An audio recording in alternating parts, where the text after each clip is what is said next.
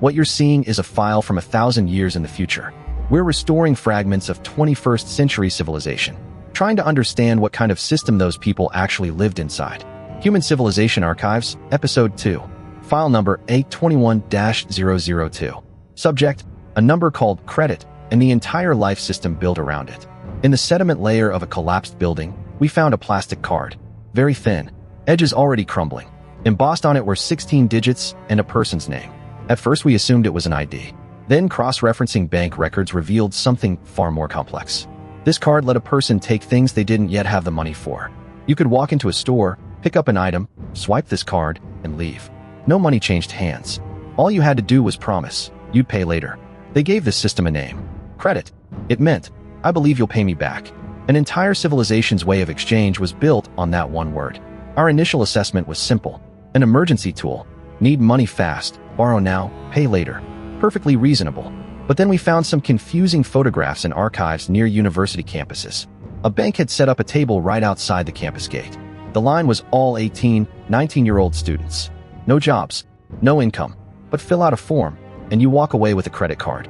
The gift? A free t-shirt. We traced one account. The shirt was worth $50, but the student only paid the minimum each month. Interest stacked on top of interest. In the end, one t-shirt cost over $400. That's when we realized our earlier assessment was wrong. This wasn't an emergency tool. It was a business design. It didn't make money by helping you buy things. It made money by keeping you paying forever. But the credit card was only the first layer. We found something deeper. A 3-digit number. They called it a credit score. This number decided if you could rent an apartment, if you could buy a car, if you could get a loan. Some employers even checked it before deciding whether to hire you. A person's entire life compressed into 3 digits. But this system had a rule that still puzzles us. If you never borrowed, never owed, you had no score at all.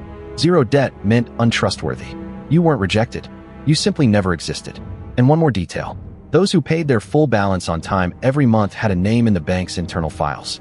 Deadbeats. Roughly meaning useless, because they generated no interest. A customer who generates no interest is a customer with no value. In this system, the person who owed nothing was the unwelcome one. We later found the background in economic archives. Wages grew slowly, but housing, healthcare, and tuition, those grew fast. The gap between them kept widening. In other words, many people didn't borrow because they were greedy. They were just trying to maintain what that era defined as a normal life. And credit became the only bridge. They knew the interest was growing. But without borrowing, their kids couldn't go to school. They couldn't see a doctor. When the lease ended, there was nowhere to go. They weren't sleepwalking into debt. They walked in with their eyes open. They weren't being reckless. They were trying to live like a normal person, in a world that had turned borrowing into a basic need. Later historians marked the 21st century as a turning point. Before it, debt was a danger sign. After it, debt became an identity. The higher your score, the more you were allowed to owe. And the more you could owe, the further you went. This was the first time in human history that a civilization handed the definition of trust to an algorithm. In the bankruptcy court archives, we found a single sentence. One person said, "I just wanted my kids to feel like our family was the same as everyone else's." Trust is one of the oldest foundations of human civilization. But in the 21st century, it became a commercial product. You couldn't prove your trustworthiness on your own. You had to enter the system first, owe money, pay it back, owe again, pay again. Only then would the system slowly assign you a score. If you're living in that era right now, have you ever wondered whether your credit score represents who you are, or how well you've obeyed the system?